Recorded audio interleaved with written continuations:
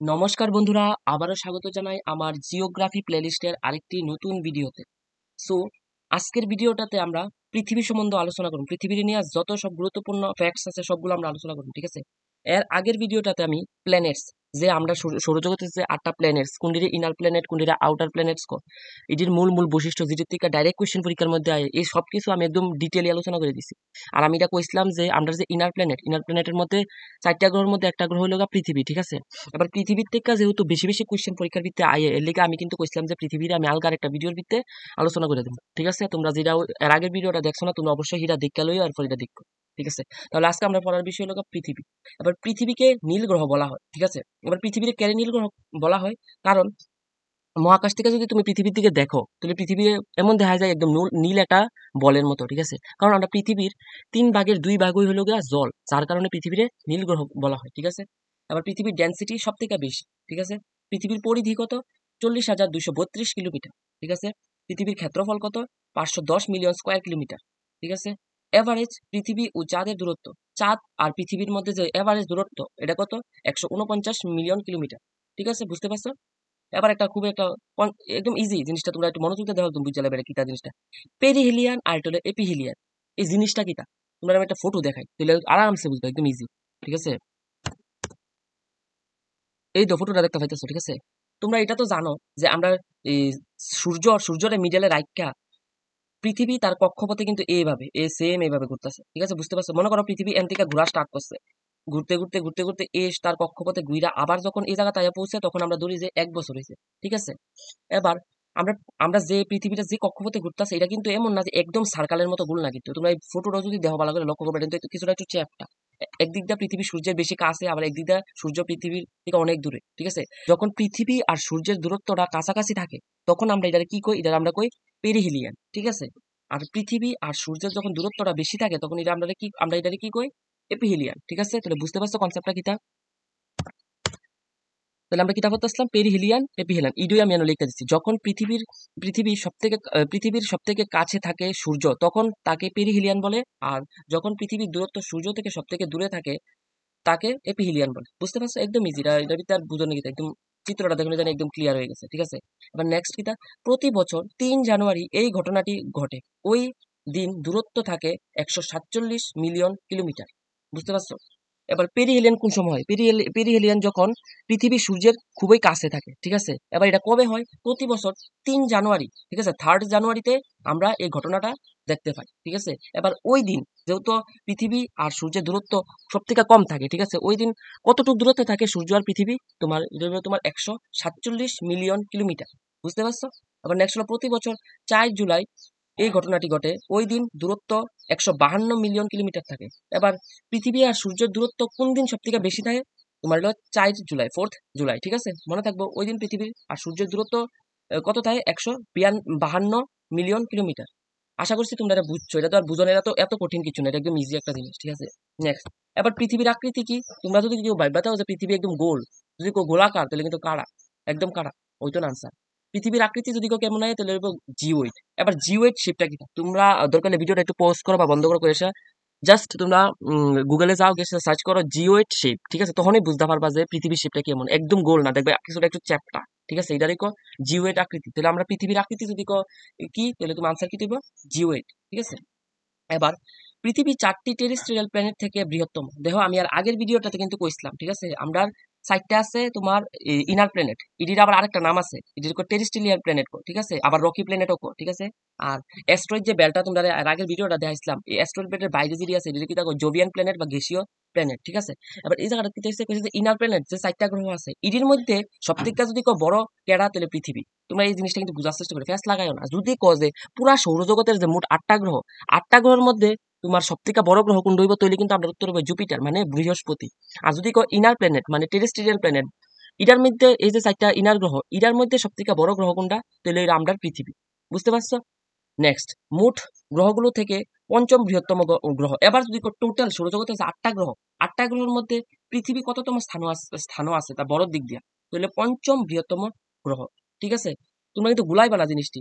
Question যখন পরীক্ষাতে হবে, তুমি তো প্যাসপুস লাগানোর লিগে 1 নাম্বার যে এমন এমন যদি দিয়া দেয় যে পুরা সৌরজগতের মধ্যে সব থেকে বড় কেটা জুপিটার, মনে থাকবো। এবার যদি পুরা সৌরজগতের মধ্যে পৃথিবী কত নাম্বার মানে আয়তনে মানে সাইজের দিক থেকে পৃথিবী কত নাম্বার আছে, 5 নাম্বারে, ঠিক আছে। এবার যদি ইনার প্ল্যানেট যে সাইডটা আছে এর মধ্যে সব থেকে বড় কেটা পৃথিবী, ঠিক আছে। আশা করি তোমরা এটা আরামসে বুঝতে পারছো। এরপর আমি কিছু এলিমেন্ট এলিমেন্ট আর্থের আর্থ আর ক্রাস্টের ভিতরে কি ক্রাস্ট কিটা, এটা কিন্তু আমি নেক্সট আরো ভিডিও ছাড়ুম। পৃথিবীর যে ইনার ইনার জিনিসটি সব আমি আলোচনা করবো, ওখানে তোমরা সাইলেন্ট একটু দেখে নিতে পারো, ঠিক আছে। এটা তোমরা পিডিএফটা লিখালো, পোস্ট করে এটা লিখালো, এটা ভিতর পড়ানোর কিতা আছে, ঠিক আছে। নেক্সট এবার আমরা ইম্পর্টেন্ট কিতা পড়ব, এটা হলো আর্থস মুভমেন্ট। এবার আর্থস মুভমেন্ট কিতা মানে পৃথিবীর গতি সম্পর্কে পড়ুন, পৃথিবীর আহ্নিক গতি কিতা, রোটেশন কিতা, রেভলিউশন কিতা, এটি একদম আমরা বুঝুন ডিটেইলে, ঠিক আছে। তো আরেকটা চিত্র দিই, তাহলে এই জিনিসটা একদম ক্লিয়ার হবে, ঠিক আছে। এই ফটোটা দেখতে পাচ্তাছো, দেখো আমি তোমরা এর আগের ভিডিওতেই কইছিলাম যে প্রতিটা গ্রহ তার নিজের নিজের জায়গাতে ঘুরতেছে। যেমন মনে করো এই সূর্য আছে মিডলে, এখানে আছে পৃথিবী, ঠিক আছে। পৃথিবী কিন্তু তার নিজের এক্সেসে এই জায়গা কিন্তু এমনি এমনি এমনি এমনি করে ঘুরতেছে, ঠিক আছে। দেখতে পাচ্ছ, এভাবে ঘুরতেছে, ঠিক আছে। নিজের জায়গায় এমনি এমনি এমনি এমনি করে ঘুরতেছে, বুঝতেছো। এবার ইডারে কি থাকো, যখন নিজের জায়গায় ঘুরে তখন ইডারে কো রোটেশন, আর বাংলায় কি থাকো আহ্নিক গতি, ঠিক আছে। এবার আজকে আমরা ভিডিওটার ভিতরে পড়ুম যে যখন পৃথিবী তার নিজের জায়গায় ঘুরে তখন পৃথিবীর ভিতরে কি কি পরিবর্তন, আর যখন পৃথিবী নিজের জায়গায় ঘুরতেছে ঘুরতেছে সঙ্গে আবার পুরা সূর্যের এবারে ঘুরতেছে, তখন আমরা যে পৃথিবীর ভিতরে কি পরিবর্তন হয় এটা আমরা আজকে পড়ুম, ঠিক আছে। চলো এবার দেখা যাক কি আলোচনা করা হয়েছে।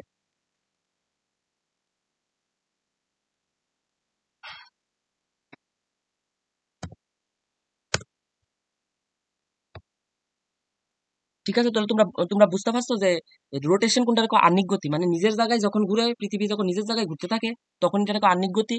আর যখন নিজের জায়গায় তো ঘুরতে আসে আবার লগে লগে সূর্যের সাইডের দিকেও ঘুরতে আসে, তখন এটা আমরা কই রোটেশন, মানে বার্ষিক গতি। এবার আমরা প্রথমে দেখি রোটেশন যখন মানে আহ্নিক গতি নিজের জায়গায় যখন ঘুরে তখন কি কি পরিবর্তন হয় পৃথিবীর ভিতরে, ঠিক আছে।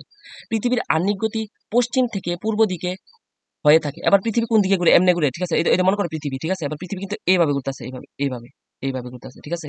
এখন এইভাবে কিন্তু ঘুরতেছে না, ঠিক আছে। এই দিক থেকে এমনি ঘুরতেছে, বুঝতে পারছো। মানে কোন দিকে ঘুরতেছে, এটা তোমার ওয়েস্ট থেকে ইস্টের দিকে, ঠিক আছে। বুঝতে পারছো, মনে থাকবো। এরপরে কি তা 24 ঘন্টায় পৃথিবী তার এক্সেসে একবার ঘূর্ণন করে। এবার এই যে এক্সেসে মানে তার নিজের জায়গায় মনে করো এখান থেকে ঘুরা স্টার্ট করছে, ঘুরা আবার ঘুরা আবার এই জায়গাতে আসছে নিজের জায়গায়।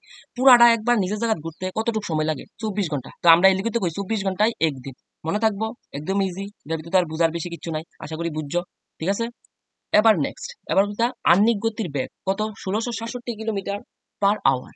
মানে দেখো তোমরা এবার একটু কল্পনা করে দাও পৃথিবী কত স্পিডে ঘুরতেছে।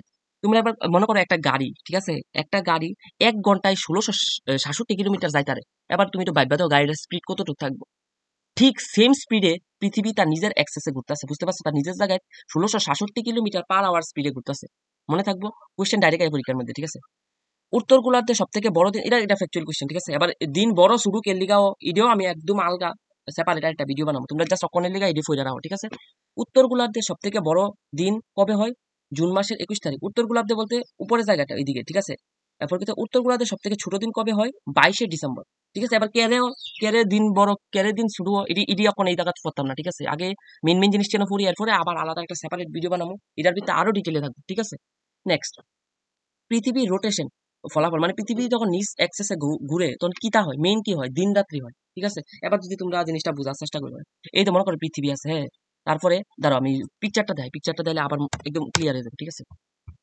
এবার তুমি দেখো এখানে আছে সূর্য, ঠিক আছে, আর এই জায়গাতে আছে পৃথিবী। এবার পৃথিবীর এই জায়গাতে দিনের আলো মানে সূর্যের আলো পড়তেছে, সূর্যের আলো পড়নে মানে এই জায়গার যে দেশগুলো আছে এটি তখন কি থাকবো, দিন হয়ে আছে, ঠিক আছে। অন আমি তো কইছি পৃথিবী তার নিজের জায়গা ঘুরতে আছে, অনেক 24 ঘন্টা হইতে হইতে হইতে হইতে এমনি এমনি এমনি এমনি এমনি এমনি ঘুরা এই যে জায়গাটা, এই জায়গাটা আবার সামনে এদিকে আয় পড়বো, আর এই জায়গাটা পিছনে যাবো নি, তখন এই জায়গাটা হয়ে যাবো রাত, আর এই জায়গাটা হয়ে যাবো দিন, মানে ঘুরা যদি সামনে আয় পড়ে, তাহলে বুঝতে পারছো। তো নিজের জায়গায় যখন ঘুরে মানে রোটেশন যখন হয়, মানে আহ্নিক গতি যখন হয়, তখন কি মেইন কোন জিনিসটা হয়, দিন রাত্রি হয়, ঠিক আছে।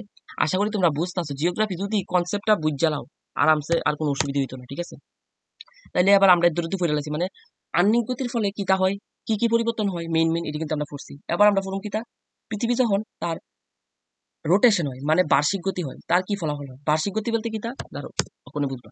বার্ষিক গতি বলতে এই দেখো সূর্য আছে, সূর্যের এদিকে আছে পৃথিবী। পৃথিবী নিজের জায়গাতে ঘুরতে আছে, ঘুরলে কি কি ফলাফল এটা তো আমরা এখন আলোচনা করছি। আবার নিজের জায়গা ঘুরনের সঙ্গে সঙ্গে এই পুরাটা কক্ষপথে ঘুইরা ঘুইরা আবার নিজের জায়গাতে আয়, ঠিক আছে? এইভাবে সূর্যের রাউন্ড রাউন্ড ঘুরতে আছে, ঠিক আছে?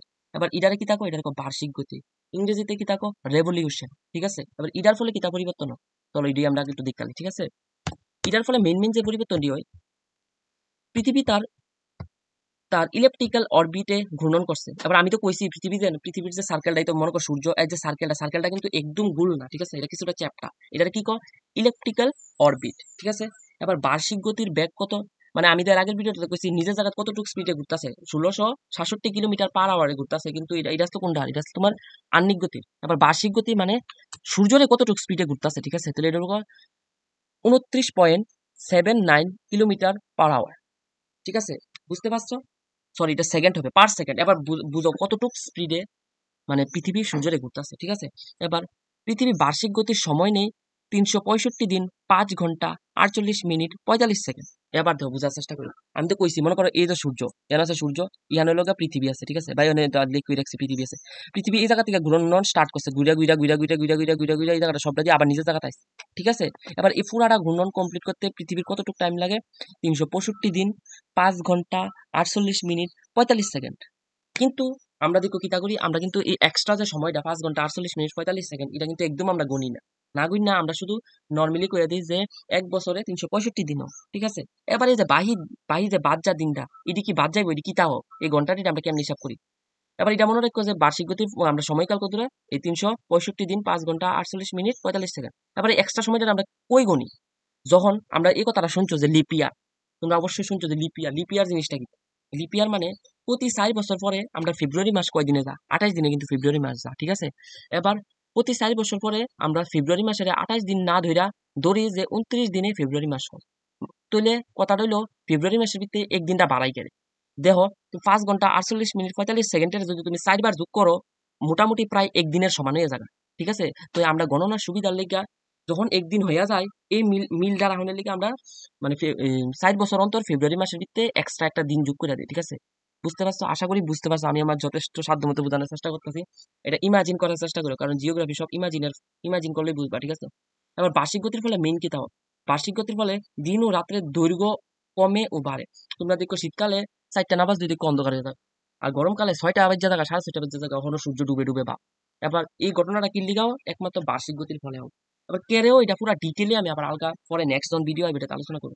আজকের ভিডিওতে আমরা মানে মেইন কিতাব পড়ছি হলো তোমার পৃথিবীর রোটেশন, পৃথিবী যখন নিজের জায়গায় ঘুরে, কত স্পিডে ঘুরে, কোন দিক থেকে কোন দিকে ঘুরে, ঘুরলে কি তা পরিবর্তন হয়, এটা আমরা পড়ছি। আর কি তা পড়ছি, সূর্যের কেন্দ্র করে যখন পৃথিবী সম্পূর্ণ ঘুরে তখন কি কি পরিবর্তন হয়, ঠিক আছে? আশা করি তোমরা বুঝছো জিনিসটা। তোমরা যে নোটস আছে নোটসটি পড়ে রাখো। আমি কিন্তু এমন না পুরো গল্পের মতো লেখা স্টার্ট করছি, আমি জাস্ট ফ্যাকচুয়াল ভাবে কিন্তু ডাইরেক্ট আনসার লিখা লাইছি, যাতে তোমরা পরীক্ষার আগে রিভিশন দিয়ে যাইতে পারবা। আর আমি এমনি বুঝাইও দিতেছি, এত শর্ট যদি তোমরা না বুঝো তাহলে নোটসও বানাও, আমি কিতা কইতাছি এটিও বুঝার চেষ্টা করি, কেমন নোটসটা বানাইছি তাহলে বুঝবা, ঠিক আছে? তাহলে আজকের লিগে এতটুকুই, দেওয়া হইতেছে পরবর্তী ভিডিওতে। তোমরা মনোযোগ দিয়ে দেখতে থাকো, আরো ইন্টারেস্টিং, এই তো মাত্র 3টা এনে টপিক হইবে আজকে টেলিভিশন, আরো প্রচুর আইব, তোমরা শুধু এপ্রিসিয়েট করতে থাকো, ঠিক আছে? এতটুকু।